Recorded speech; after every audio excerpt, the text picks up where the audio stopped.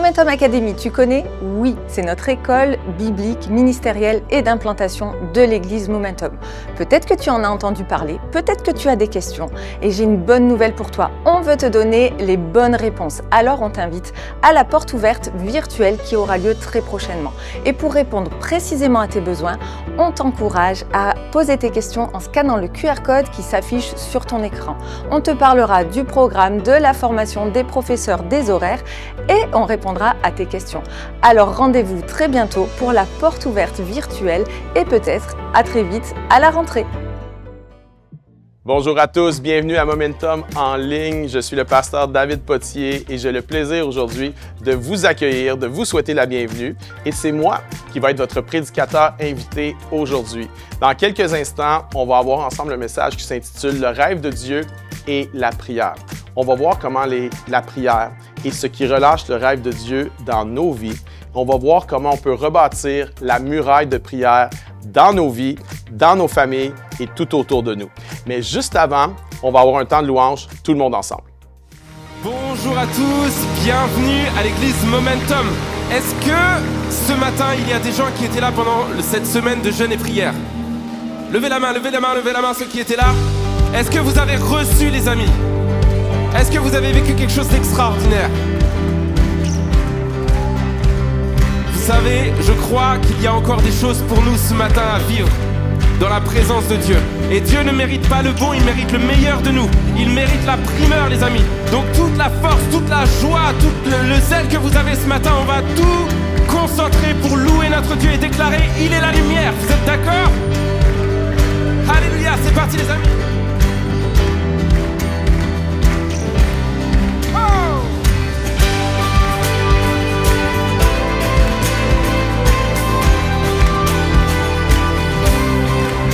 Partout sur terre, ta beauté nous éclaire quand tu es là. La nuit devient lumière, tu es le fleuve qui jaillit du désert et le chemin au milieu de la mer. Oh!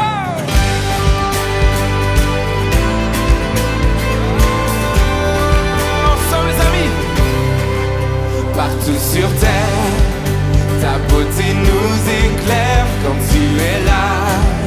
La nuit devient lumière, tu es le fleuve qui jaillit du désert et le chemin au milieu de la mer.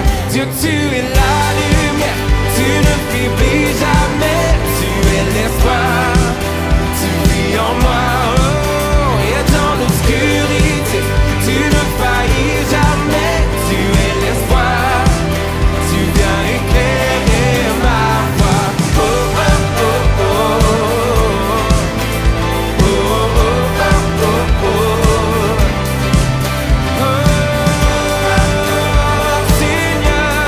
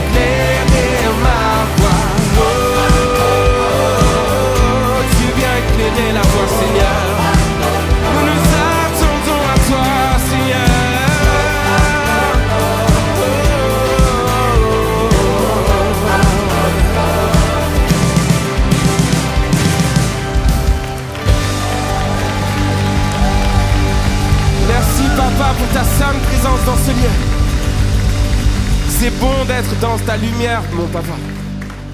Reçois tout de nous ce matin, encore. On veut juste venir devant toi, Seigneur, humblement avec qui nous sommes. Avec peut-être encore tout ce qu'on a sur les épaules, nos bagages. Et on vient de te déposer tout ce matin, Jésus. Je crois, et ce que je vous disais tout à l'heure, les amis, je crois qu'il y a encore des choses à vivre pour nous. C'est pas parce qu'on sort d'un temps de jeûne et prière et qu'on descend de la montagne qu'il n'y a pas quelque chose à vivre pour nous encore. Alors juste, je t'invite ce matin, on va proclamer. Si tu as des victoires encore à gagner ce matin, tu vas élever ta voix, tu vas élever tes mains et tu vas juste te dire, Seigneur, je m'abandonne. Rien au monde, je ne désire rien au monde que toi, Seigneur, ce matin. Ta victoire dans ma vie. Alléluia, nous sommes captivés par toi, Seigneur, ce matin. Élève tes voix, élève ta voix, élève tes mains dans ce lieu ce matin. Nous nous attendons à toi, Seigneur, puissamment, puissamment dans ce lieu. Oh, qu'un chant de louange s'élève dans ce lieu. Maintenant, élève ta voix, élève ta voix. Fais connaître tes besoins à ton Dieu ce matin. Oh,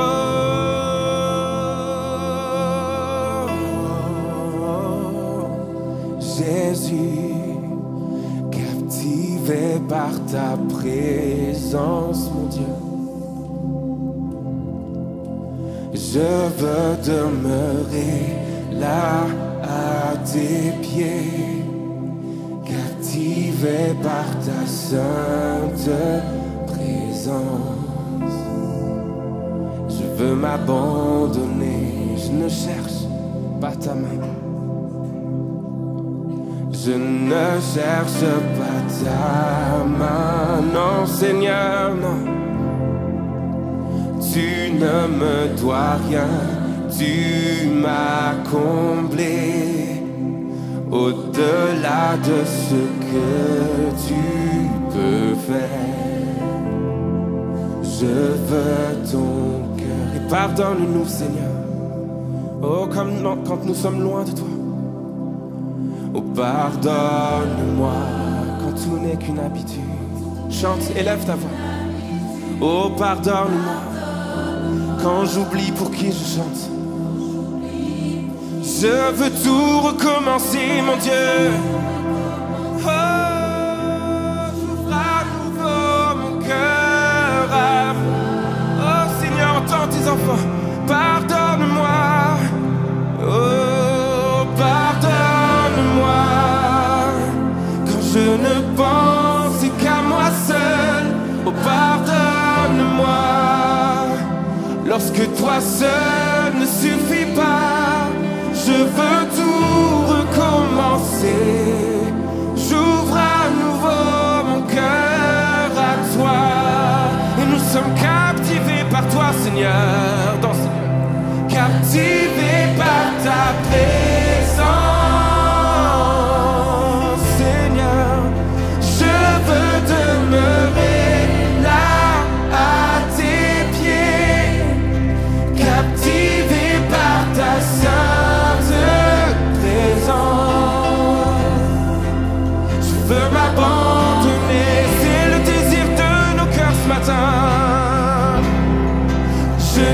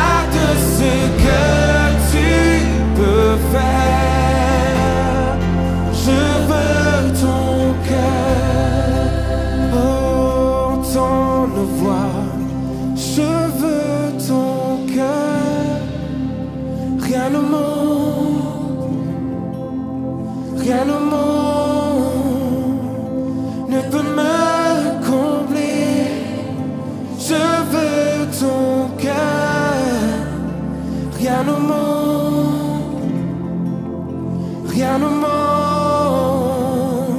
ne peut me combler. Lève ta voix. Oh,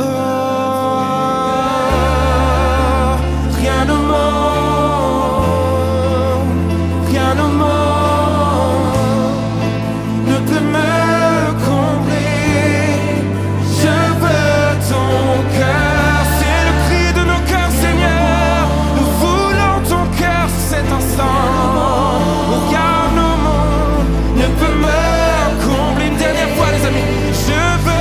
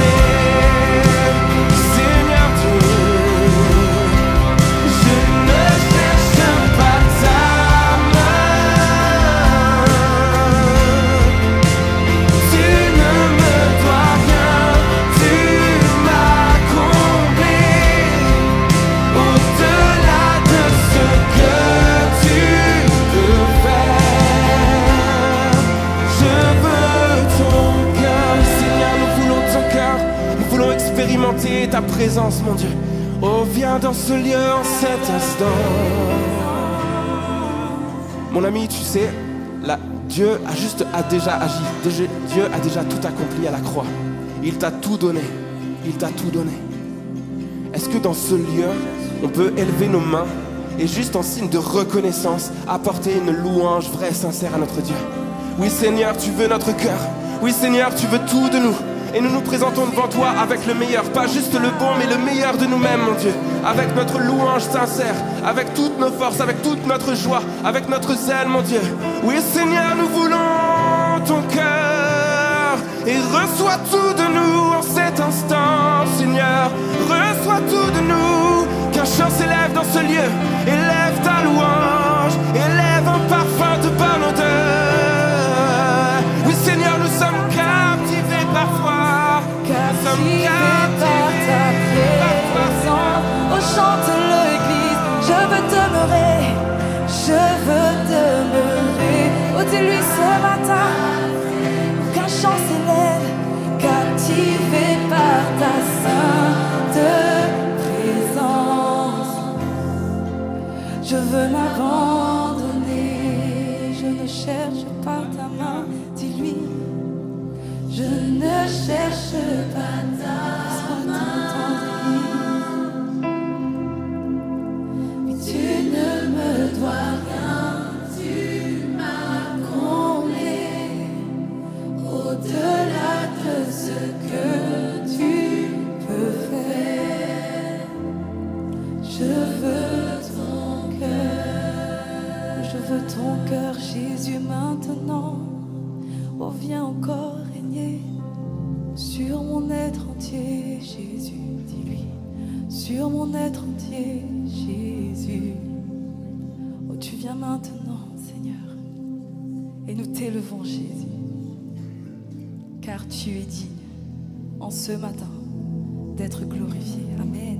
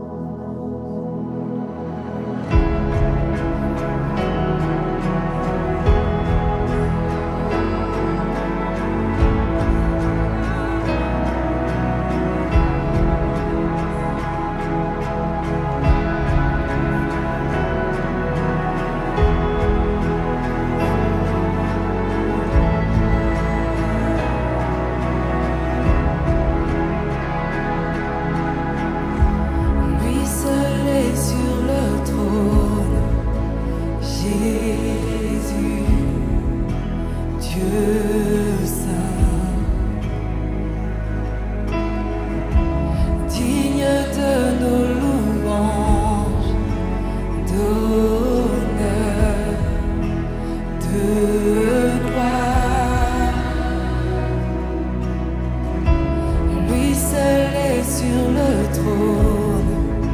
Jésus, Dieu saint, digne de nos louanges, d'honneur, de gloire. Digne est l'agneau immolé qui siège sur le trône. Personne n'est comme lui. Les anciens se prosternent et les êtres vivants chantent encore. Personne n'est comme lui. Lui seul est sur le trône. Jésus, Dieu saint, digne de nos louanges, d'honneur, de gloire. Digne est l'agneau immolé qui siège sur le trône.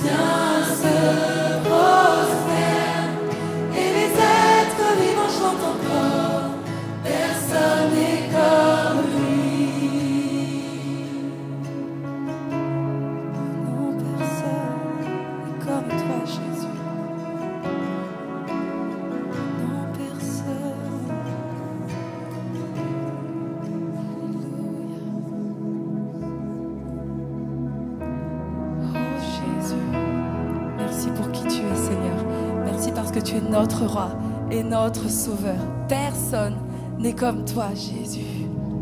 Amen. Est-ce qu'on peut lancer une acclamation pour Jésus ce matin, dans ce lieu, et lui dire, Seigneur, personne, non, personne n'est comme toi. Alléluia.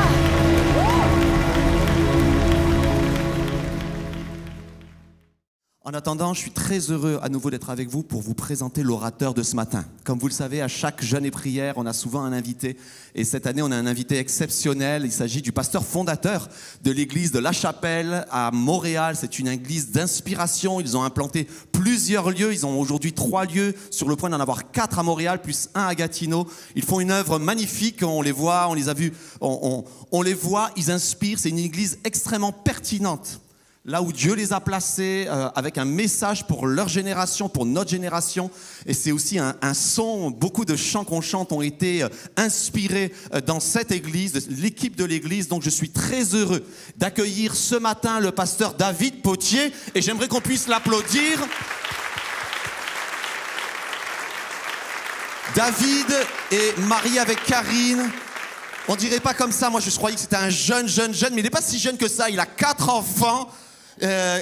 Assez grand quand même, hein? Et t'es pas venu seul non plus, t'es venu aussi avec Pasteur Jimmy. On est très heureux aussi d'accueillir Pasteur Jimmy. Peut-être tu peux te lever, Jimmy? Voilà, Pasteur Jimmy, on est très heureux de vous avoir.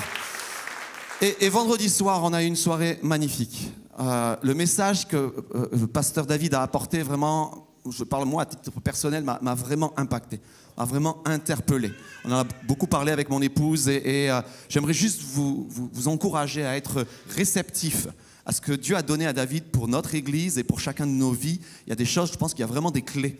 Il y a une clé essentielle pour voir les choses se transformer dans nos cœurs et dans nos vies. Donc en attendant, David, je te laisse toute la place. Que Dieu te bénisse et puisses-tu bénir ton peuple ce matin. Hey, bon matin, ça va bien l'Église? Oui, hey, je suis heureux d'être à Bordeaux. J'aime Bordeaux. J'aime, c'est ma 2e fois. J'aime les vins de Bordeaux. Quelqu'un? Les cannelés de Bordeaux. Alléluia. Mais surtout, l'église Momentum de Bordeaux. Amen. Je remercie Patrice pour l'invitation. Quelle belle église vous avez. C'est formidable de voir l'œuvre que Dieu fait ici. C'est unique. Dans le sud de la France et c'est beau de voir la ferveur qu'il y a dans votre église et je suis honoré d'être avec vous aujourd'hui. Salutations de toute la part de notre église, La Chapelle à Montréal. J'aimerais vous inviter à vous lever, s'il vous plaît, pour la lecture de la parole de Dieu. Nous sommes aujourd'hui dans le livre de Néhémie au chapitre 1 et au verset 1. Il y en a qui disent, mais pourquoi tu nous fais lever pour la lecture de la Bible? Parce que tu es obligé d'écouter vraiment quand tu es debout. Alors voilà. Parole de Néhémie, fils de Hakalia. Au mois de Kislev, la 20e année, comme j'étais à Suse dans la capitale, Anani, l'un de mes frères, et quelques hommes arrivèrent de Juda. Je les questionnai au sujet des Juifs réchappés qui étaient restés de la captivité et au sujet de Jérusalem. Ils me répondirent, ceux qui sont restés de la captivité sont dans la province, au comble du malheur et de l'opprobre. Les murailles de Jérusalem sont en ruine et ses portes sont consumées par le feu.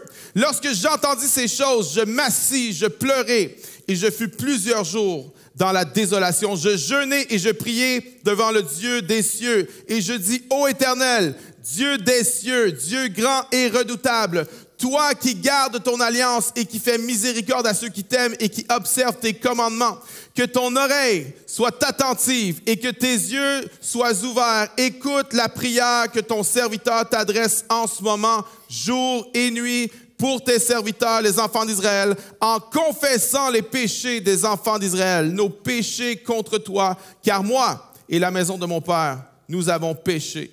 Nous t'avons offensé et nous n'avons point observé les commandements et les lois et les ordonnances que tu prescrivis à Moïse, ton serviteur. Et maintenant, on va aller au verset 11.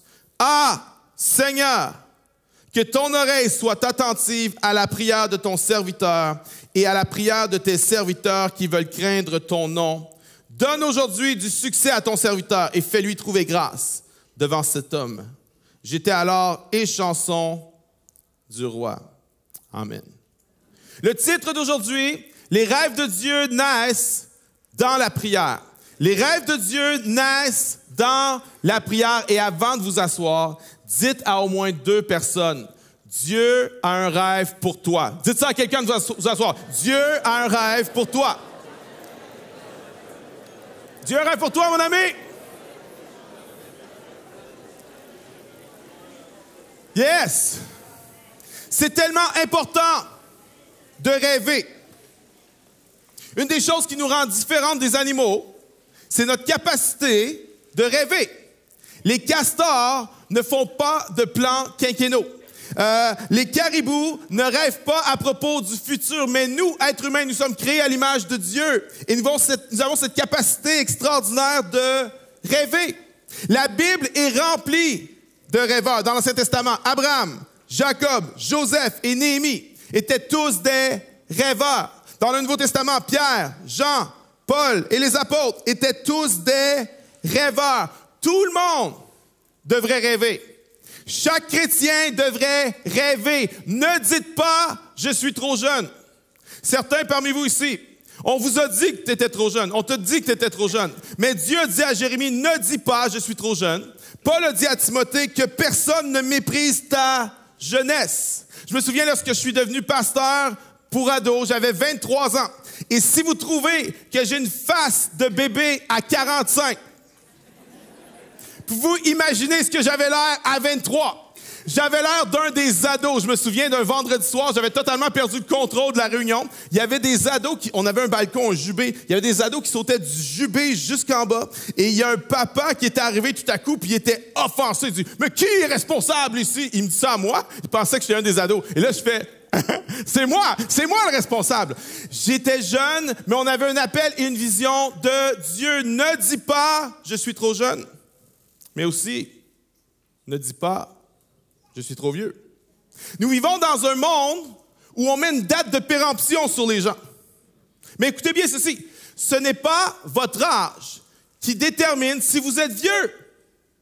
On ne devient pas vieux lorsqu'on atteint un certain âge. On devient vieux quand on arrête de rêver. Alors, je connais des gens qui ont 80 ans et qui sont jeunes. Et je connais des gens qui ont 30 ans et qui sont vieux comme Mathusalem. Ne dites pas « je suis trop vieux ». À 85 ans, Caleb a conquis Hébron. À 99 ans, Abraham a mis sa femme enceinte. Essaye ça pour voir. À 147 ans, Jacob a béni ses petits-fils. Et la Bible dit que Jacob était faible et malade. Et lorsqu'il a eu la nouvelle que Joseph et ses 2 fils étaient là, la Bible dit qu'il a rassemblé ses forces. Il s'est assis sur le lit et il s'est mis à prophétiser. Littéralement, Jacob a dit à la mort, « Attends une minute. J'ai encore quelque chose à faire dans cette vie. » N'arrêtez jamais de rêver. Je veux dire à tout le monde ici, dans la soixantaine, 70, 80, n'arrêtez jamais de rêver. N'arrêtez jamais de rêver pour cette église. N'arrêtez jamais de rêver pour le royaume de Dieu, pour cette ville. N'arrêtez jamais de rêver. N'arrêtez jamais de rêver pour vos enfants. N'arrêtez jamais de rêver pour votre famille. N'arrêtez jamais de rêver pour vos petits-enfants, pour vos arrière-petits-enfants. N'arrêtez. Puis là, c'est le temps d'applaudir. Arrête jamais de rêver. On peut applaudir fort. Allez. Faut que quelqu'un porte ça. Le livre de Néhémie commence en 445 avant Jésus-Christ. Et ça fait 150 ans que les murailles de Jérusalem sont détruites. Et toutes les tentatives pour rebâtir ont échoué. Mais Néhémie et un groupe de personnes vont réussir à rebâtir les murailles en 52 jours. Ils ont réussi à faire en 52 jours ce que personne n'avait réussi à faire en 150 ans. J'aimerais vous dire, ne sous-estimez pas ce que Dieu peut faire dans votre vie en une courte période de temps. Ne sous-estimez pas ce que Dieu peut faire dans votre vie en 52 jours. Ils ont fait en 52 jours ce que personne n'avait fait en 150 ans. Maintenant, il y a plusieurs raisons pour cela, mais je crois qu'une des raisons, c'est que Néhémie était un homme de prière. On a vu ensemble, le livre commence dans la prière au chapitre 1, et si vous lisez, le livre se termine dans la prière au chapitre 13. J'aimerais te proposer que toute chose dans ta vie et dans ma vie devrait commencer par la prière, Commence par prier. Commence par prier. Et toute chose dans nos vies devrait aussi finir par la prière. Lorsque tu lis ce livre, non seulement il commence et il finit par la prière, mais tout au long du livre, tu vois Néhémie constamment en prière. Il prie quand il a des bonnes nouvelles, quand il reçoit des mauvaises nouvelles. Il prie avant d'ouvrir la bouche. Il prie lorsqu'on essaie de le décourager, de l'intimider. Il prie pour confesser ses péchés, les péchés de sa nation. Il prie quand il a des décisions difficiles à prendre. Néhémie est constamment en prière. Si tu veux accomplir le rêve de Dieu pour ta vie, tu vas devoir devenir un homme ou une femme de prière. Parce que tu peux accomplir tes rêves sans la prière. Tu peux faire ça.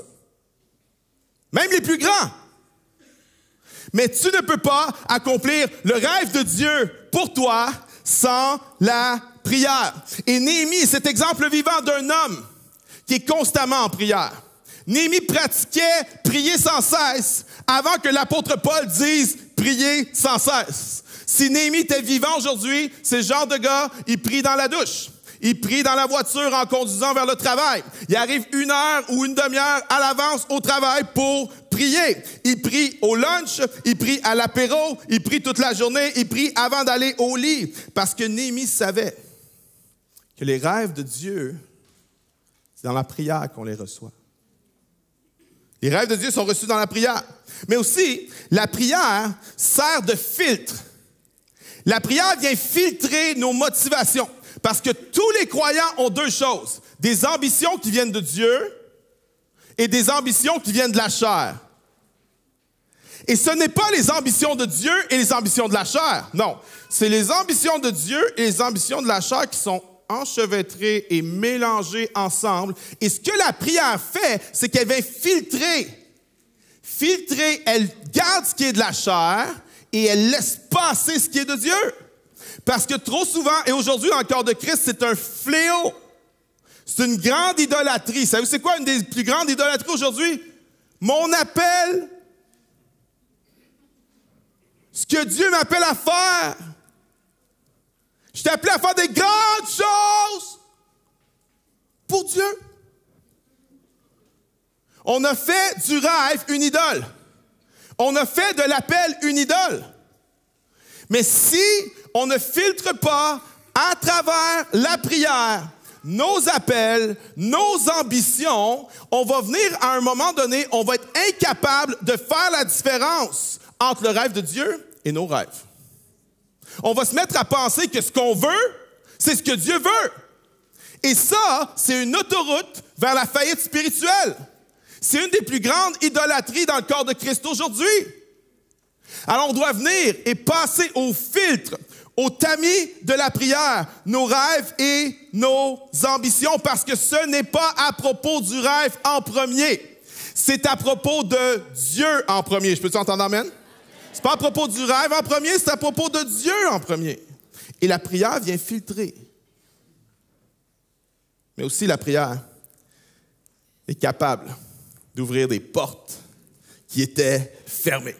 Au chapitre 2, si vous lisez, Néhémie va demander la permission au roi d'aller rebâtir les murailles. Et la permission avait été demandée dans Esdras, chapitre 4, et elle avait été refusée. Quelle est la différence entre ces 2 situations? Je crois que la différence, c'est la prière. La prière a fait toute la différence. Maintenant, certains vont dire, ça n'a rien à voir avec la prière. C'est que le schéma politique avait changé. La réalité politique avait changé et le roi voulait fortifier Jérusalem pour prévenir une invasion militaire venant de l'Égypte. Ce à quoi je dis oui, amen.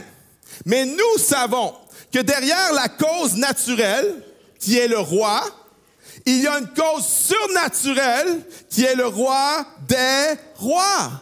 Et la prière est ce qui ouvre des portes qui étaient fermées. La prière rend possible ce qui semblait impossible. Ils ont fait en 52 jours ce que personne n'avait accompli en 150 ans. Notre église, la Chapelle, on existe depuis 11 ans et pendant 9 ans, on a cherché un bâtiment. Montréal pas de zonage religieux sont accordés, extrêmement compliqué. On nous veut nulle part. Récemment, le gouvernement nous a mis dehors de nos lieux de culte. C'est très compliqué. Et pendant 9 ans, on a cherché un bâtiment et j'ai visité 85 bâtiments. Sans succès. Ça n'a jamais marché. Ça n'a jamais été proche de marcher. Mais on a continué à prier. Maintenant, il y a 6 ans de ça, je suis sur Google Maps et je cherche des lieux de rassemblement. Et je vois cette église catholique, ça a l'air bien, dans un beau quartier. Et je dis à un membre de notre équipe, va rencontrer le prêtre. Demande-lui si on peut louer la place. J'ai dit, demande-lui si on peut acheter la place. Il était voir le prêtre et ça s'est mal passé. Le prêtre n'aimait pas les évangéliques. Le prêtre était fâché par notre demande. On a dit, est-ce qu'on peut louer? Non. Est-ce qu'on peut acheter? Non, jamais. Et le prêtre a dit, vous n'aurez jamais ce bâtiment. Mais on a continué à prier. Il y a 2 ans, le bâtiment a été mis en vente. Il demandait 3,6 millions. Moi, j'arrive là-bas parce qu'il y a un agent immobilier qui m'appelle, qui me dit, pasteur, il faut que tu viennes voir ce bâtiment-là. Et arrivé là-bas, je dis, mais, hey, je connais ça, cette place-là. C'est la place qu'on est venu, il y a quelques années, on est venu parler au prêtre. Et là, c'était en vente, 3,6 millions. On n'avait pas l'argent pour ça. On fait la visite, c'est rempli d'amiante et rempli de, comment vous appelez ça, de la moisissure noire au sous-sol. Horrible. Mais on se dit, si c'est Dieu, Dieu va ouvrir les portes. Alors, on dit, OK, on fait l'offre, 3,6 millions, on fait nos inspections, et à l'inspection, on a découvert une chose qu'on ne s'attendait pas. On a découvert qu'il y avait dans le sol, enfouis, des énormes réservoirs de mazout qui étaient en train de contaminer le sol. Alors nous, on a dit, bye, on s'en va. Non, on a retiré notre offre parce que c'était des coûts exorbitants. Mais on a continué à prier. 1 an plus tard, ils nous ont rappelé. Ils ont dit, Monsieur David, on va baisser le prix. 3,6 millions à 3,1 millions. J'ai dit, OK. Et on va payer pour décontaminer le sol. C'était 335 000. J'ai dit, OK. Et ils ont dit, si vous l'achetez, nous, on va vous prêter, on va être votre prêteur, on va vous donner un taux d'intérêt de 0%. Et là, j'ai dit, OK. Et on a signé ce bâtiment-là. On a acheté le bâtiment. Maintenant, on est propriétaire. On est en train de le rénover. Puis, je me souviens du jour où j'ai signé le contrat chez le notaire. Je me suis souvenu du monsieur qui a dit, vous n'aurez jamais ce bâtiment. Mais savez-vous quoi, mes amis? Nous sommes propriétaires du bâtiment. Pourquoi? Parce que la prière rend possible ce qui semblait impossible. Bon, maintenant, il faut rénover le bâtiment. Ça prend 4 millions, OK? Mais Dieu est le Dieu de l'impossible. Amen? Amen. La prière rend possible ce qui est impossible. Si tu veux accomplir le rêve de Dieu pour ta vie, tu vas devoir rebâtir la muraille de prière dans ta vie. Parce que pas de muraille, pas de protection. Pas de muraille, pas de protection. Imagine-les à l'époque. Pas de muraille, tu es constamment à la merci des voleurs et des invasions. Et c'est exactement la même chose pour un croyant qui n'a pas de vie de prière. Tu deviens vulnérable aux attaques de l'ennemi. Tu te mets à envier la vie des méchants. Tu perds ton zèle, tu perds ta joie, tu perds ta paix. Pourquoi? Parce que pas de muraille, pas de protection. Mais aussi, pas de muraille, pas de repos. Imagine-les à l'époque. Tu ne sais jamais quand l'ennemi va venir pour te ravager. Alors, tu es constamment stressé, constamment anxieux, et c'est la même chose avec nous lorsqu'on néglige la prière. On peut dormir sans jamais être reposé. On peut prendre des congés, mais on est toujours fatigué. On peut prendre des vacances, mais ne jamais être rafraîchi. Il y a un phénomène qui se passe dans notre culture au Québec, je ne sais pas si, en Amérique du Nord, je ne sais pas si c'est comme ça ici, mais l'année scolaire commence en septembre et c'est là qu'on déploie le plus d'énergie au travail, à l'école, etc. Et autour du mois de fin octobre, début novembre, les gens sont brûlés. Les gens sont fatigués. Je ne sais pas si c'est le même phénomène ici, mais c'est fou chez nous, là. On revient de vacances, puis on aurait besoin de prendre des vacances, de se reposer de nos vacances. Ça n'a aucun sens. Et c'est un fléau. Puis tu te dis, voyons, c'est quoi le problème?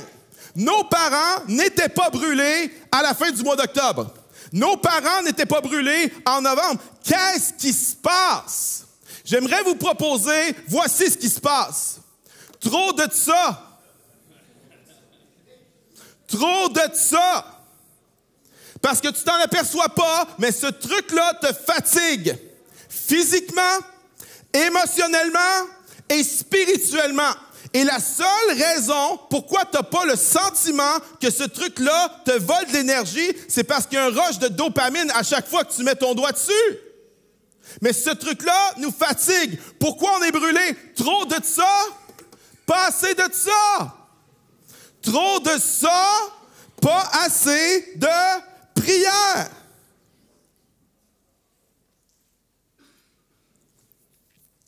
Pas de muraille, pas de protection.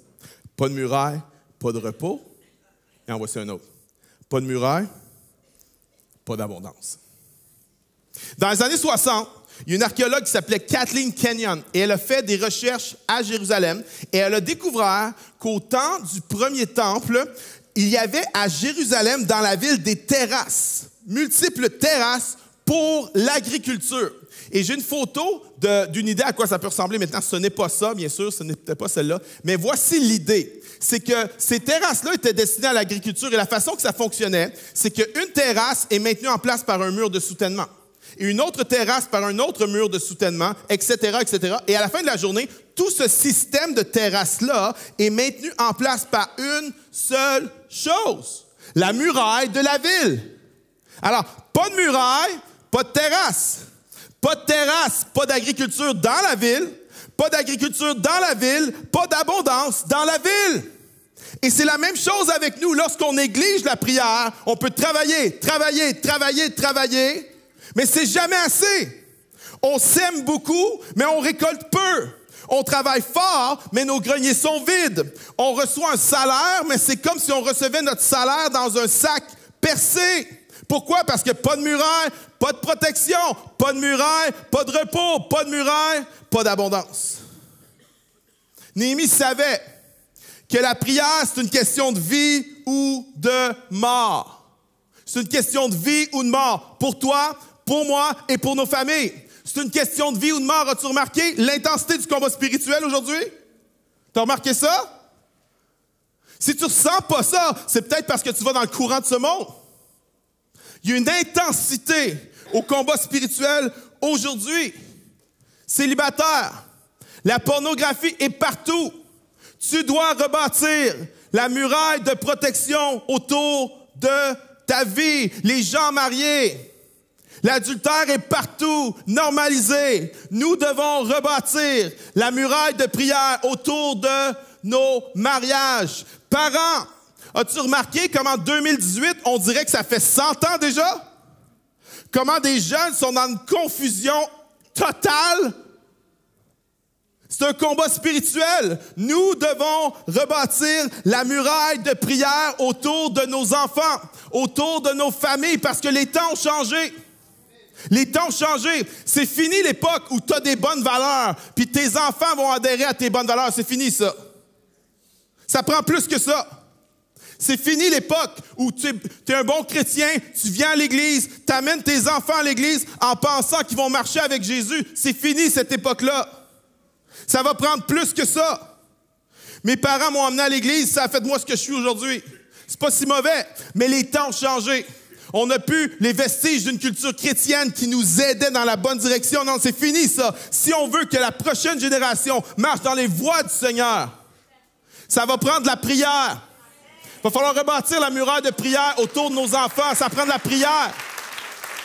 Ça va prendre aussi d'être vraiment engagé dans l'église locale. Pas une fois de temps en temps, pas quand ça me tente, pas si j'ai d'autres choses. Non, non, non. Vraiment engagé dans l'église locale. Ça va prendre aussi plus que ça. C'est pas juste les amener à l'église. Ça va prendre un discipleship, du discipulat intentionnel dans votre maison. Ça va vouloir dire d'ouvrir les Écritures avec vos enfants dans votre maison, de parler de Jésus dans votre maison, de prier dans votre maison, d'utiliser la table pour être le repas du Seigneur, la Sainte Seine, dans votre maison. Parce que c'est fini l'époque où on les amenait à l'église, puis on pense qu'ils vont devenir chrétiens. Non, si tu te fies juste là-dessus, la culture va dévorer tes enfants au petit déjeuner. C'est passé. Nous devons rebâtir la muraille de prière autour de nos familles. Dans le livre de Néhémie, on le voit prier à 12 reprises. Maintenant, si on regarde en surface, on va dire non, c'est 11 fois.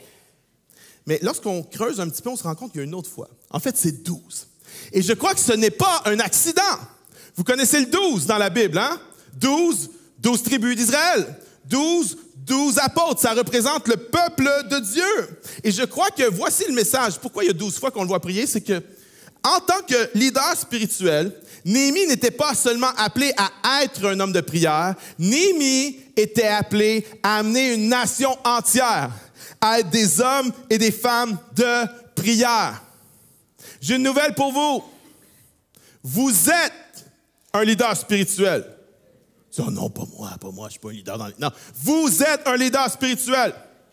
Parents, maman, papa, grand-papa, grand-maman, vous êtes des leaders spirituels. Tu es un patron, tu es un leader spirituel de tes employés qui ne connaissent pas encore Jésus. Tu es un oncle, tu es une tante, vous dites quoi? Tonton, tata, c'est ça que vous dites? Le tonton, la tata, les amis, les voisins, tu es un grand frère, une grande sœur pour d'autres. Tu es un leader spirituel.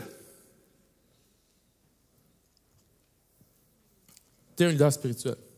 Et voici comment je dirais. Tu n'es pas une île spirituelle.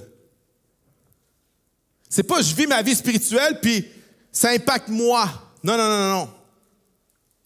Non, ta vie de prière impacte les autres. Lorsque tu as une muraille de protection, lorsque tu bâtis la muraille, quand tu rentres dans une pièce, il y a quelque chose de différent. Tu n'as même pas besoin d'ouvrir la bouche, il y a quelque chose de différent. Ton leadership spirituel va avoir un impact sur les autres. Tu as une aura spirituelle. Il y a un rayonnement spirituel qui vient de toi. Tu as un impact spirituel. Et voici ce que j'ai découvert à propos du leadership spirituel. Si en tant que leader, tu cours, ils vont marcher. Si tu marches, ils vont s'asseoir. Si tu t'assois, ils vont se coucher. Mais si tu te couches, ils vont mourir. Et il y a plein de chrétiens couchés. Il y a plein de gens qui aiment Jésus, mais ils sont couchés. Et moi, je peux peut-être aller voir le Seigneur, être sauvé, couché comme à travers le feu. Mais est-ce que ma postérité va connaître Jésus? Est-ce que mes enfants vont connaître Jésus? La réalité, que je le veuille ou non, je dis pas ça pour vous culpabiliser. C'est une réalité. C'est moi qui donne le rythme. C'est toi qui donne le tempo. C'est toi qui bats la mesure. Tu es seul chrétien dans ta famille. Tu dis, ouais, mais mon mari ne marche pas avec Dieu, mes enfants ne marchent pas avec Dieu, personne. Vous donnez le rythme, madame. C'est vous qui battez la mesure. Tu es un leader spirituel. Je suis un leader spirituel. Il y a environ 2 ans de ça, nous, on a eu le confinement pendant presque 24 mois. L'Église ne s'est pas rassemblée. Sur 24 mois, l'Église a été 21 mois sans se rassembler en personne. Puis, on était lockdown complètement. C'était vraiment un confinement de fou. Ils ont cancellé Noël 2 fois. Je ne peux même pas avoir mes propres parents dans ma maison pour Noël. C'était horrible, horrible. Et pendant ces 2 ans-là, il y a des mauvaises habitudes que tu peux prendre. Et une des mauvaises habitudes que j'ai apprises, c'est Netflix. Il y avait un 10-15 heures par semaine de Netflix. C'était devenu presque une addiction. Et à un moment donné, j'ai vraiment senti le Seigneur me demander si j'étais prêt à lui donner Netflix. Et c'était pas comme culpabilisant. C'était pas... je ressentais pas que Dieu m'obligeait. Je sentais que Dieu me demandait. David, est-ce que tu veux me donner Netflix? Et j'ai dit au Seigneur, non! Non! J'aime mon Netflix! J'étais un fan de Walking Dead. Vous connaissez la série Walking Dead? Hein? J'étais un fan de Walking Dead. Je voulais pas. Non, Seigneur, je suis pasteur. Je travaille fort. 60 heures semaine. J'ai besoin de mon Netflix pour me détendre. Seigneur, tu devrais comprendre ça. Mais le Saint-Esprit continuait à me pousser, à me demander, David, est-ce que tu veux me donner Netflix? Est-ce que tu veux? Et à un moment donné, j'ai juste abandonné. J'ai dit, OK, Seigneur, je te le donne. Puis je me souviens du moment où ça s'est passé. J'étais dans mon bureau et j'ai ressenti que je devais sortir de mon bureau. Je suis sorti de mon bureau et je suis allé dans le salon au sous-sol. Puis mes deux plus vieux, mes deux gars de 20 puis 18 ans étaient là en train de jouer aux jeux vidéo. Puis là, je ressens que je dois leur demander s'ils veulent faire une étude biblique avec moi. Et là, je me dis, ça va jamais marcher, ce truc-là. Jamais, jamais, jamais. Mais je dis, allons-y. Alors, j'arrive, je dis, hey, les gars! Pas de réponse. Les gars, pas de réponse. Les gars, ça vous tenterait-tu de, peut-être, je sais pas, mais je veux pas vous obliger, mais je me disais que peut-être que vous auriez, faire une étude biblique avec moi. Et là, les gars arrêtent de jouer. Puis ils me regardent. Oui. Puis là, je dis, oui. Oui. Et là, on a ouvert la Bible. On a ouvert les Écritures. Et on s'est mis à faire une étude biblique. Je me suis dit, qu'est-ce qui va arriver le lendemain? Le lendemain, on l'a fait encore. Le surlendemain, on l'a fait encore. On s'est mis à faire ça 3 à 4 fois par semaine pendant des mois. Pendant des mois. Ça a pris quelques mois seulement. OK? Mon plus vieux, il n'avait pas de direction dans sa vie. Il ne savait pas quoi faire de sa vie, mais il s'est vraiment, vraiment mis dans le Seigneur. Il a commencé à avoir une direction. Il va se marier cet été. J'ai mon deuxième qui est un fils prodigue. Il était loin de Dieu. Il est revenu au Seigneur. Il s'est fait baptiser. Maintenant, il est avec Jeunesse en mission en Malaisie pendant 6 mois. Leur vie spirituelle a eu un impact sur la vie spirituelle de leurs jeunes sœurs. On vit un réveil dans notre famille et ça a commencé avec un simple gars qui a dit, Seigneur, je te donne Netflix. Savez-vous quoi, les amis? Je verrai jamais Walking Dead saison 11. Je saurai jamais la fin. Mais savez-vous quoi? Je vais bien. Je vais survivre. Mais anyway, qui veut regarder 11 saisons de... 11 saisons, c'était tellement ennuyeux, je le regardais sur Fast Forward. Ça n'a aucun sens. Il est temps de dire à l'ennemi de nos âmes, tu n'auras pas mes enfants, tu n'auras pas ma femme, tu n'auras pas ma maison. Est-ce qu'on peut applaudir le Seigneur? Faut bâtir la muraille.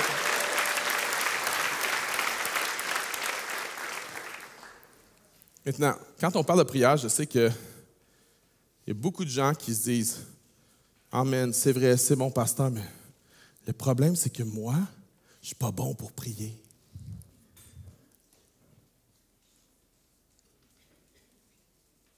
Je ne suis pas bon pour prier.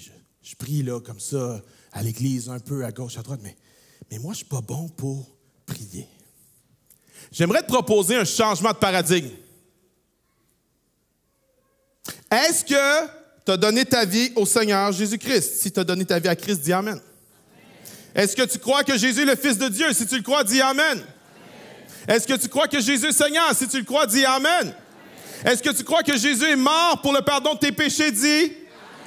Est-ce que tu crois que Jésus est ressuscité pour te donner une nouvelle vie? Dis Amen. Si tu crois tout cela, tu as le Saint-Esprit en toi. Et le Saint-Esprit intercède 24 heures sur 24. Il y a une réunion de prière incessante en toi. Tu es une réunion de prière ambulante. Je suis le temple du Saint-Esprit. Je suis une réunion de prière portative. Si je vais dans la salle de bain, la réunion de prière va dans la salle de bain. Si je vais dans la voiture, la réunion de prière entre dans la voiture. Je suis une réunion de prière ambulante. Et tu sais quoi? Tu as juste à joindre la réunion de prière. La seule chose qu'on a à faire, c'est de se joindre à la réunion de prière. Dieu a changé un de mes paradigmes. Je me disais, il y a tellement de gens qui pensent qu'ils sont pas bons à prier. Puis moi, je me disais, je suis pas bon à prier. Et un jour, j'ai senti le Seigneur me dire, non. En fait, un de mes enfants qui n'est pas bon pour prier, ça n'existe pas. Comme on est bon pour respirer, les chrétiens sont bons pour prier. Tu as déjà vu un poisson qui n'est pas bon à nager? Tu sais, tu regardes le poisson et tu fais, as-tu vu comment il nage mal, ce poisson-là? Et là, tu te dis, ben oui, il y a un poisson qui nage pas bien. C'est celui-là. Nemo! J'aimerais dire, même Nemo, avec une petite nageoire atrophiée, est infiniment meilleur à nager que toi. Amen? Pourquoi? Parce que les poissons sont faits pour nager. Alors, comme les humains sont bons à respirer, comme les poissons sont bons pour nager, j'aimerais dire, les chrétiens sont bons pour prier. T'es bon pour prier. T'es bon pour prier. En fait, t'es né pour prier. T'es né pour être en communion avec ton Créateur. T'es né nouveau pour prier. T'es fait pour ça. T'es bon là-dedans. T'as besoin d'apprendre. Oui, tu peux être meilleur, absolument, mais t'es bon pour prier. Arrête de dire que t'es pas bon pour prier. Arrête de dire ça. Voici pourquoi. C'est que nous, les êtres humains, on n'aime pas faire les choses dans lesquelles on n'est pas bon. Amen? Moi, je suis pas bon pour danser. Si je dansais ce matin, ça serait des scènes tellement disgracieuses que plus personne ne voudrait jamais revenir à l'église. Ça serait la fin, ça serait fini. Je suis pas bon pour danser, j'aime pas danser, je danse pas. Puis je suis fier de pas danser. Vous me verrez jamais danser. Vous me verrez jamais acter. Pourquoi? Je suis pas bon pour acter. Mais je suis bon à prêcher. Alors vous voyez, prêcher. Pourquoi? Les êtres humains, on n'aime pas faire les choses dans lesquelles on n'est pas bon. C'est comme ça qu'on est fait. Alors si tu es convaincu que tu n'es pas bon pour prier, devine quoi?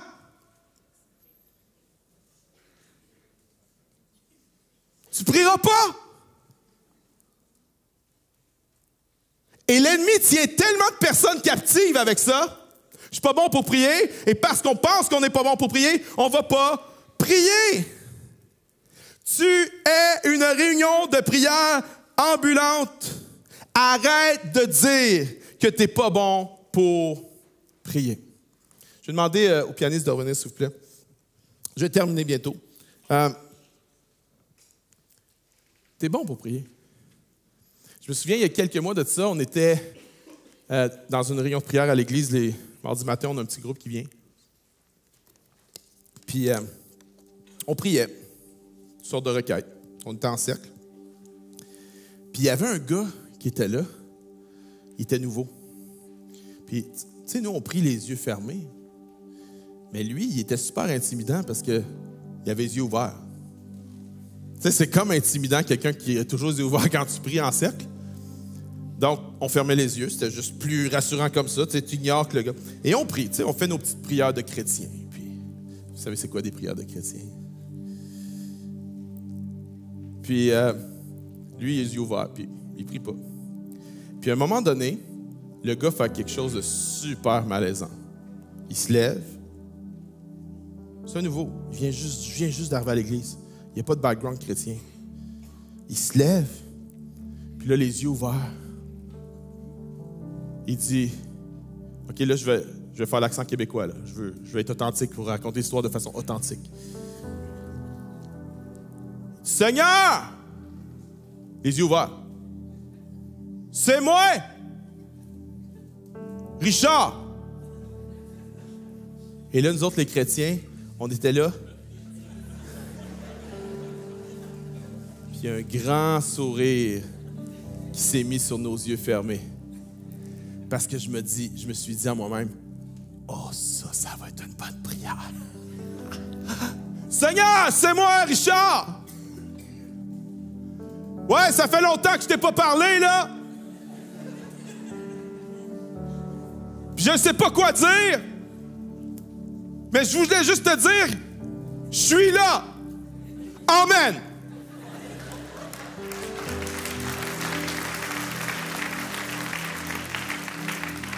Et là, je me suis dit, peut-être peut-être que le seul de toute la matinée qui a vraiment prié, c'est lui.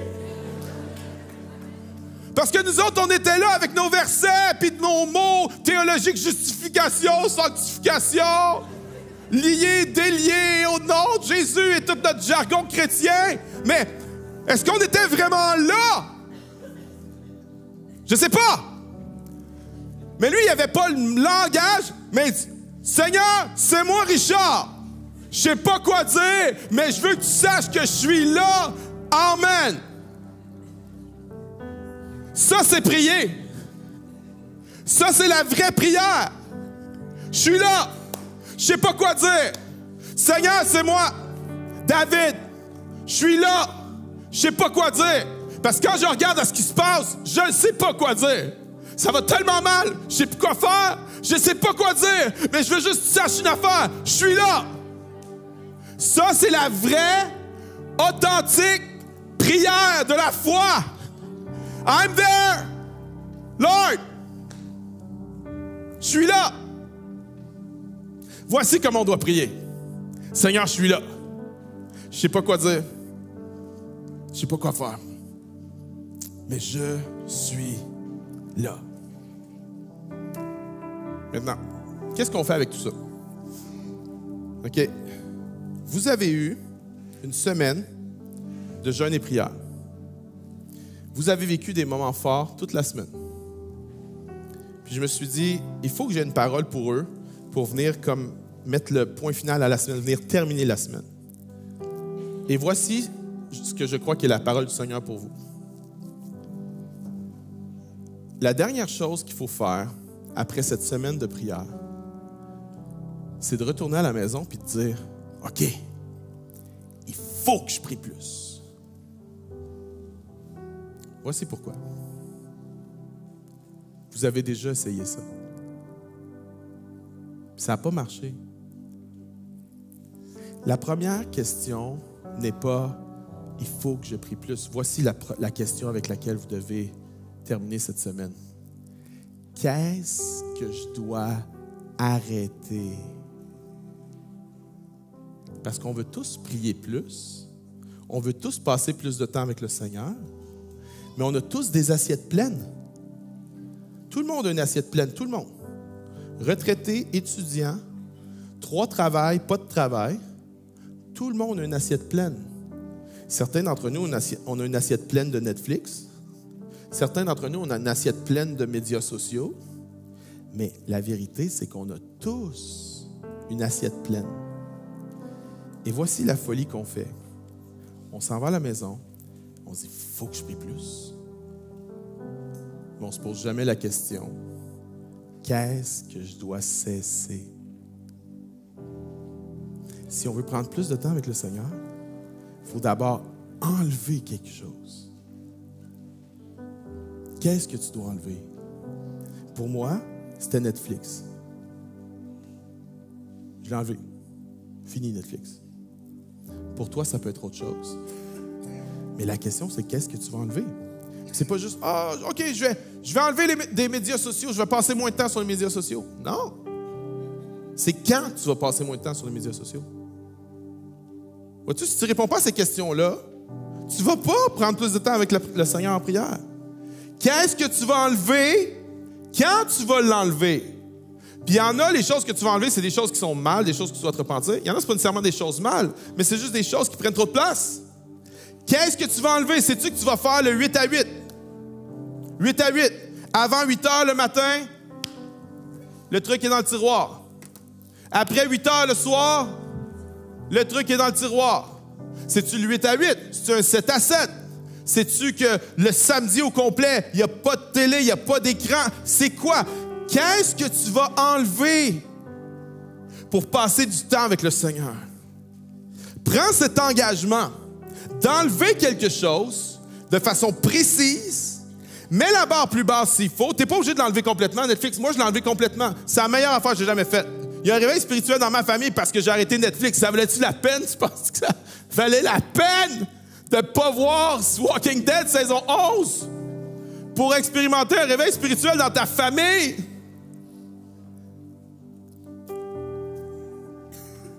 Qu'est-ce que tu vas arrêter? Parce que tu es bon pour prier. Tu es vraiment bon pour prier.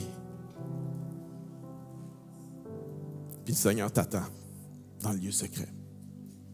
Est-ce qu'on peut juste lever nos mains devant le Seigneur là où on est en ce moment? Levons nos mains devant lui. Oui, levons-nous. Levons-nous. Et voici mon appel ce matin. Viens offrir à Dieu quelque chose. Et fais-le pas par condamnation. Non, surtout pas. Surtout pas. Mais s'il y a quelque chose dans ton cœur, tu dis, c'est ça, il faut que je l'offre, il faut que je le donne. Puis mets la barre plus basse, mets pas la barre trop haute. Il faut que je donne ça, il faut que j'offre ça. Dans un geste symbolique. Lève tes mains vers le Seigneur. Dis, Seigneur, voici ce que je t'offre. Voici le Netflix que je t'offre. Voici le moment sur le cellulaire. Voici le truc que je renonce, Seigneur, pour quelque chose de meilleur. Pour passer du temps avec toi. Qu'est-ce que tu dois arrêter? Seigneur, maintenant, nous voulons venir devant toi, nous voulons prendre cet engagement de rebâtir la muraille de prière dans nos vies, autour de nos familles. Nous voulons déclarer, l'ennemi n'aura pas le dernier mot dans la vie de nos enfants. L'ennemi n'aura pas le dernier mot dans la vie de nos familles. L'ennemi n'aura pas le dernier mot. Seigneur, nous allons rebâtir cette muraille. Nous allons, Seigneur Dieu, aller où il y a des brèches et nous allons les colmater une à la fois. Et Seigneur, nous allons faire confiance que tu es le Dieu qui va agir. Seigneur, nous allons voir ta gloire dans nos familles. Nous allons voir ta gloire dans nos maisons. Plusieurs ici, vous avez des enfants loin de Dieu. Vous avez un mari ou une épouse loin de Dieu. Vous avez des gens qui sont chers à vos cœurs, qui sont loin du Seigneur, petits-enfants. Maintenant, viens et rebâtis cette muraille de prière. Seigneur, voici ce que je t'offre pour rebâtir cette muraille. Et Seigneur, je ne vais pas te sous-estimer parce que je sais que tu vas agir. Je sais que tu es un Dieu de miracles. Seigneur, je m'engage à rebâtir cette muraille. Et je ne le fais pas de façon obligé, je ne le fais pas de façon religieuse. Je viens juste te dire, Seigneur, je suis David, je suis là. Je veux que tu saches que je suis là, Seigneur. Je suis là, mon cœur est là, mes pensées sont là. Je suis là. Dans le nom de Jésus. Dans le nom de Jésus. Maintenant, regardez-moi ici un instant. J'ai une dernière question pour vous. Qui ici, il y a des gens qui sont chers à votre cœur, qui ne connaissent pas le Seigneur, qui ne marchent pas avec le Seigneur? Levez la main. Soyez pas timides. Voici la vraie façon de le voir. Ce n'est pas que ces gens chers à votre cœur ne connaissent pas le Seigneur. C'est que ces gens chers à votre cœur ne connaissent pas encore le Seigneur. Amen. Pas encore. Pas encore. Pas encore. Quand on me demandait ton fils marcher avec Dieu, je disais pas non, je disais pas encore. Ça s'en vient. Pas encore. Dans le nom de Jésus, ça s'en vient. On va bâtir cette muraille de prière-là ensemble. On va bâtir cette muraille-là de prière. Tu ne vas pas lâcher pour ta famille. Tu ne vas pas lâcher. Bâtissons ensemble cette muraille de prière. Et alors qu'on chante, offre à Dieu Netflix, autre chose. Viens offrir au Seigneur et dis, Seigneur, je suis là. Chantons ensemble. J'invoquerai le Dieu de Jacob, celui dont l'amour durera jamais. Je sais que sa promesse est éternelle. J'invoquerai le Dieu de Moïse, celui qui a déchiré la mer. À mon tour, j'ai besoin de cette renvoi.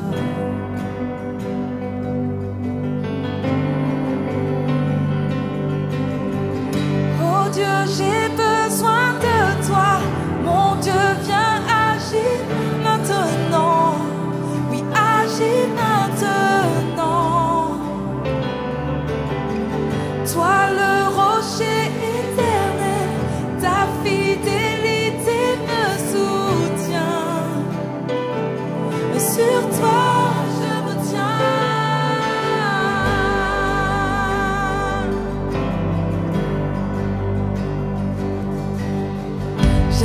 J'invoquerai le Dieu de Marie,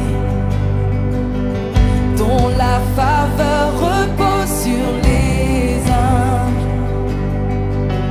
Je sais qu'en lui plus rien n'est impossible. J'invoquerai le Dieu de David, qui fit du berger un grand guerrier. Goliath n'est plus présent, mais j'ai mes propres géants. Oh Dieu, j'ai besoin de toi. Mon Dieu, viens agir maintenant. Oui, agis maintenant. Oh, comme une prière chante-le ce matin. Sois le rocher, ta fidélité me soutient. Oui, sur toi je me tiens. Oh Dieu, j'ai besoin de toi. Viens agir maintenant. Oui, maintenant, mon Dieu. Alléluia. Sois le rocher éternel, ta fidélité me soutient. Oh, sur toi je me tiens. Oh, sur toi je me tiens. T'es maintenant sur toi, Jésus. Sur toi, Jésus. Tu entends tes enfants hier et maintenant. Tu restes le même. Tu restes le même. Tu réponds comme hier aux prières d'aujourd'hui. Tu restes le même. Tu restes le même. Tu as toujours pourvu. Tu pourvoiras encore. Oh, dis-lui ce matin. Oh, dis-lui, tu restes le même. Il ne change pas. Oh, tu agis puissamment. Oh, tu restes le même. Alléluia. Alléluia. Tu guérissais hier. Tu guéris aujourd'hui. Tu restes le même. Tu restes le même. Sauveur par le passé, sauveur pour mon présent. Tu restes le même. Tu restes le même. Oh Dieu, j'ai besoin de toi. Oh, dis-lui, j'ai besoin. Oh, j'ai puissamment saigné. Oh, maintenant, maintenant. Sois le rocher éternel, ta fidélité. Oh, sur toi je me tiens. Oh Dieu, j'ai besoin de toi. Viens agir maintenant. Agis maintenant. Toi le rocher éternel, ta fidélité me soutient. Oh, sur toi je me tiens. Église, ce matin, on va lever les bras vers Jésus. Et on va chanter ce dernier couplet qui dit: j'invoquerai l'Esprit de Dieu. Au fleuve puissant, viens me remplir maintenant, à nouveau. Alléluia. Et j'invoquerai l'Esprit de Dieu. Laisse-moi t'entendre ce matin. Fleuve puissant, viens me remplir à nouveau. Remplis-moi à nouveau. Remplis-moi à... Oh, dis-le encore, remplis-moi à nouveau. Remplis-moi à nouveau. Remplis-moi. Remplis-moi à nouveau. Oh, remplis-moi. Amen. Est-ce qu'on peut acclamer Jésus?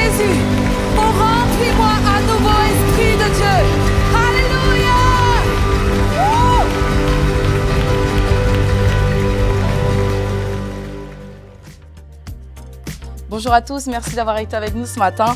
Pensez à liker et à commenter la petite vidéo que vous avez visionnée ce matin. Si vous avez besoin de prière, il y a le formulaire dans les commentaires. Une équipe de conseillers va vous appeler par téléphone pour prier avec vous et vous accompagner aussi. Pour ceux qui veulent aller plus loin, nous avons des ressources en ligne, des ressources pour vous chaque matin. Il y a les starters à 6 h avec le pasteur Patrice Martorano.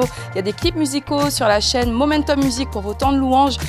Une communauté en ligne également à rejoindre sur Momentum sans frontières avec un s.com. Et je vous remercie également pour votre fidélité dans les dons et vos offrandes au nom de toute l'équipe pastorale. Je vous souhaite de passer un excellent week-end, un excellent dimanche et je vous dis rendez-vous à la semaine prochaine. Soyez bénis.